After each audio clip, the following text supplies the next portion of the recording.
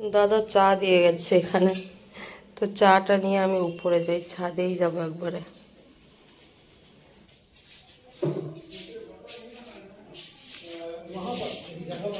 শ্যামদারা এসছে? হ্যাঁ এসে গেছ তো? কি এত হাওয়া দিচ্ছ? হ্যাঁ একদম ঠান্ডা। দেখো আবার গাছে বেগুন এসছে মোনা, এই দেখো ডালপালা সব কেটে দেওয়ার পরও গাছে আবার বেগুন এসছে। শাকগুলো সব তুলে নেবো ভাবছি, প্রচুর শাক। এই দেখো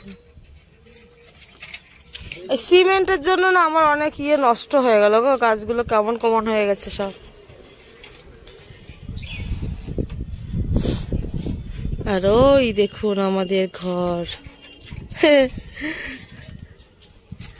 সিঁড়ির টিন শেড রেডি। জল এখনো আসেনি। চা বিস্কুট টিস্কুট আনো নি? যা হোক ভিডিওটাতে 1 সপ্তাহ পুরনো, সেটা আপনারা বুঝতেই পারছেন। দাদা বাড়ি যাবে, তো আমি বড়ি কিনে নিয়ে এসেছিলাম মায়ের জন্য। সেই বড়ি, মায়ের জন্য প্যাড, এগুলো মা লিখতে লিখতে সুবিধা হয় দোকানে।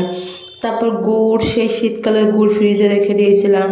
এখানে কুল টুল বিভিন্ন রকমের বীজ আছে, মানে লাউ শাক, এই শাক, এই গাছগুলোর।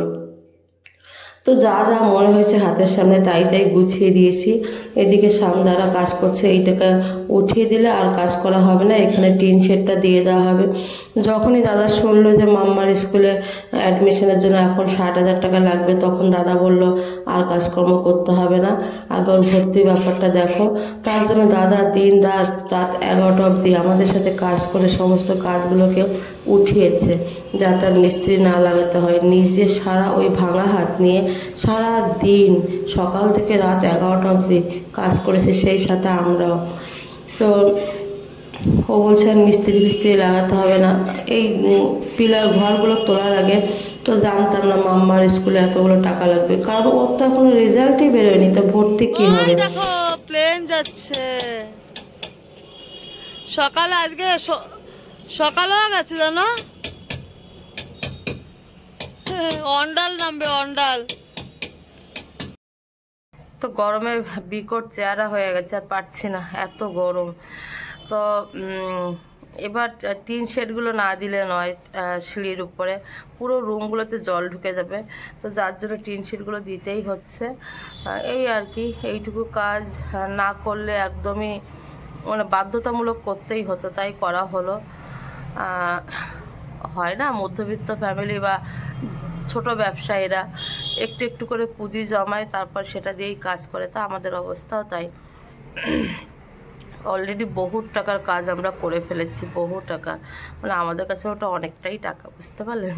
তো চলুন আর ভিডিওটা বেশি বড় করব না, দাদা কালকেই চলে যাবে। তো যখনই ও যায় না তখনই আমার মনটা এত খারাপ হয়, এত খারাপ হয়, ভিতরে ভিতরে আমি বলতে পারি না। আর ও এত চাপা স্বভাবের, ও তো ওর মুখটা একদম শুকিয়ে যায়, আমার দিকে তাকাতে পারে না, আমি ওর দিকে তাকাতে পারি না, এই হচ্ছে আমাদের, মানে এই হয় আর কি। তো যা হোক ভিডিও দেওয়া হচ্ছে না, 1 সপ্তাহের ভিডিও আজকে দিচ্ছি, 1 সপ্তাহের আগের ভিডিও আজকে দিচ্ছি। তো এই আর কি, চলুন ওঠো ওঠো। এরিন বলছে কি এখন 5টার সময় ও কি স্কুল যাবে, সকাল 5 মানে দুপুর বিকাল 5টা। বললাম না টিউশন যাবে, টিউশন। হ্যাঁ টিউশন। এরিন কোথায় যাচ্ছ? গান শিখতে না, টিউশন পড়তে পড়তে। দি ভাই যেমন টিউশন পড়তে যায় না, তুমিও যাবে। ওই আরেকজন যাচ্ছে টিউশন, সবাই হ্যাঁ উনি পড়াতে যাচ্ছেন, মানে আর ইনি পড়তে যাচ্ছেন, আর আমি শুয়ে আছি। ওখানে যেও না, কাঁচা ইট আছে, এদিকে এসো। দেখো বাবার মোবাইলটা কই গেল? হ্যাঁ এরিন,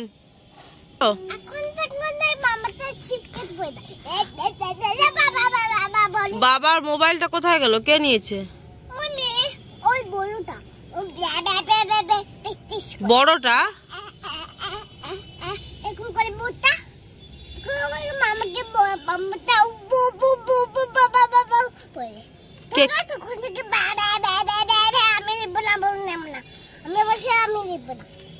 কে কে করে এসব, কে করে? তুই বাবাকে কি বল, তুমি বাবাকে কি বললে? তোমার মেয়ে নিয়েছে ওই বড়টা। আমি বললাম, দাদা বললো কি যে মোবাইলটা দাও তো আমার, বলছে তোমার মেয়ে নিয়েছে বড়টা। সারাক্ষণ মোবাইল নিয়ে এরকম নাচ প্র্যাকটিস করে। কেমন করে করে? এরকম করে নাকি সারাক্ষণ নাচ প্র্যাকটিস করে। হ্যাঁ, দি তারপর পারে।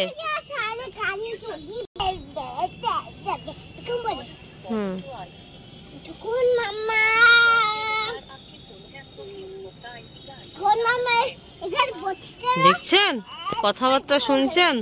তোমার মেয়ে নিয়ে গেছে বড়টা। তার হ্যাঁ, সবসময় ইনি শাসন করছেন তার দি ভাইকে। উল্টো পড়ে গেল এরকম করে।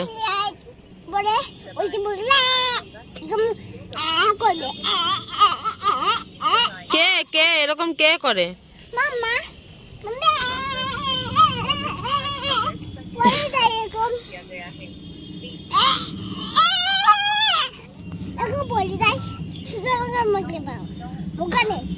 তুমি খুব ভালো তাই না? তুমি মাম্মার নামে এতক্ষণ ধরে যা খুশি তাই বলে যাচ্ছ, আর তুমি খুব ভালো।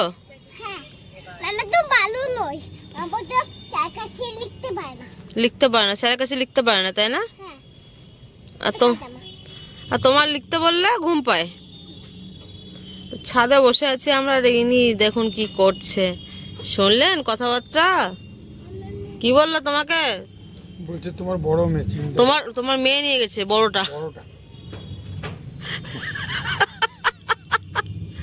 এমন এমন কিছু কথাবার্তা বলছে না মাঝে মাঝে, চমকে যাওয়ার মতো অবস্থা।